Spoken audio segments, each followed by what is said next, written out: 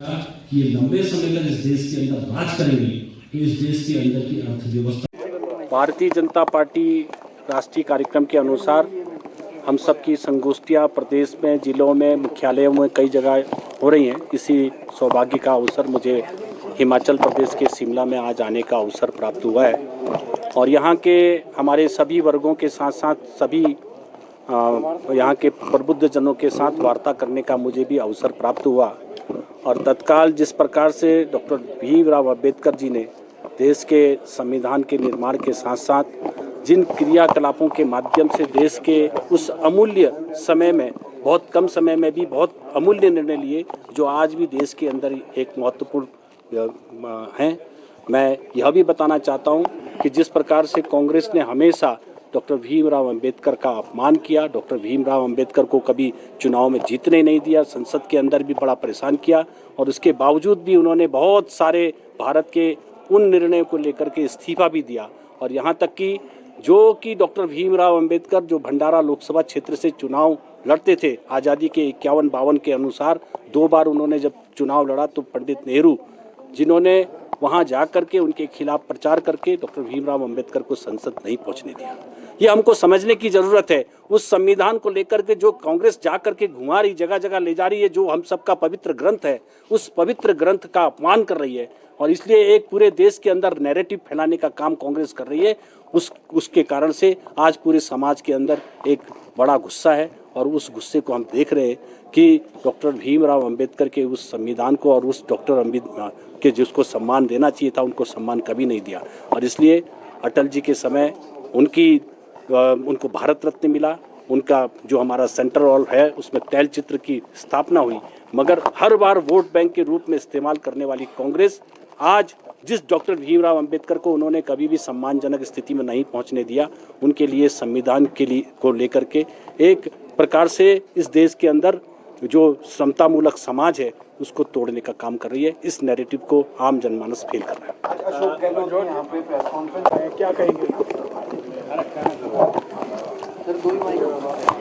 Congress party पूरे देश भर में बौखलाहट में दिखाई देती है।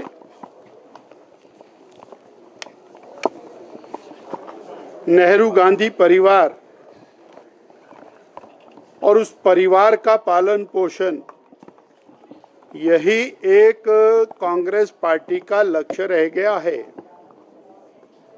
जब भी कोई सच्चाई दुनिया के सामने आने लगती है, कांग्रेस पार्टी नेहरू गांधी परिवार के साथ खड़ी होकर उस सत्य को झुठलाने के लिए प्रयास करती है। नेशनल हेराल्ड मामले में चार्जशीट हुई है और उसके बाद कानूनी कार्रवाई चलेगी। दूध का दूध, पानी का पानी हो जाएगा। तो इतनी बौखलाहट की आवश्यकता नहीं होनी चाहिए।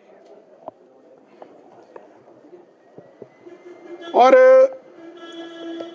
ये आज से भी जुड़ा हुआ मामला है कि केवल उस परिवार को आगे बढ़ाने की चिंता करना, उसी के लिए चिंता करना।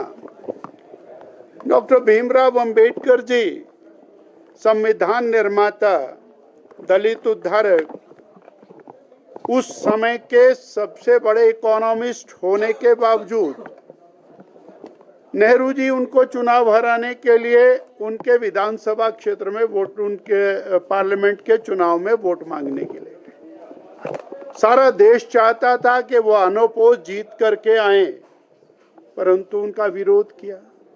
क्यों भय लगता था? क्योंकि वो पूरे समाज को साथ लेकर के चलना चाहते थे। जब धारा 370 का उन्होंने पार्लियामेंट में विरोध किया और उन्होंने एक शब्द उसमें राष्ट्रपति से जुड़वाया, अस्थाई, जिसके कारण आज कश्मीर भारत का अभिन्न अंग बना मोदी जी के प्रयासों से। ऐसे भीमराव अंबेडकर को बार बार चुनाव में हराने का प्रयास कर भारत रत्न की उपाधि उनको सबसे पहले मिलनी चाहिए थी, उससे उनको डिप्राइव करने के लिए काम किया तो नेहरू गांधी परिवार ने किया। ऐसी भी क्या दिक्कत आन पड़ी थी उनको। उनको सेंट्रल हॉल में एक फोटो का स्पेस भी ना मिले, जहां पर वो उनका घर था दिल्ली में, वो स्मारक ना बने, वो समाप्त हो जाए। उनके देहावसान के बाद उनका दाह संस्कार दिल्ली में ना हो, ताकि वो देश के मानस पटल से ओझल हो जाएं। चाहे वो सरदार पटेल जी की उपेक्षा का मामला हो, चाहे वो और डॉक्टर भीमराव अंबेडकर जी की उपेक्षा का मामला हो, तो ये पूरी कांग्रेस सिर्फ नेहरू गांधी परिवार, उनके वारिस। आज गहलोत जी ने कहा है कि उनकी विरासत को समाप्त करने के लिए बीजेपी लगी है। ये विरासत कोई राजसी खानदान नहीं है, जनता के द्वारा चुनी हुई सरकारें चलती हैं।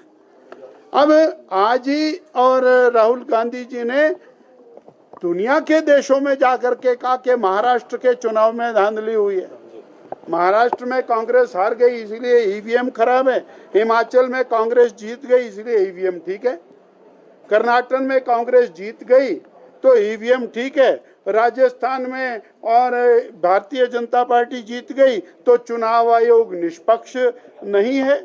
अगर जे और उत्तर प्रदेश के अंदर बीजेपी जीत गई तो और चुनाव आयोग खराब है। अगर दिल्ली के अंदर कांग्रेस की सारे के 100% जमानत जब्त हो गई तो चुनाव आयोग खराब है।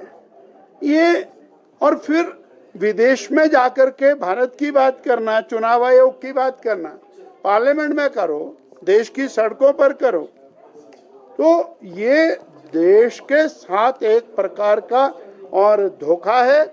इसलिए चुनाव आयोग के ऊपर और इस प्रकार की जो संस्थाएं हैं, उन संस्थाओं के ऊपर आक्रमण करना, ये कांग्रेस की आदत बन गई। सर, कांग्रेस ने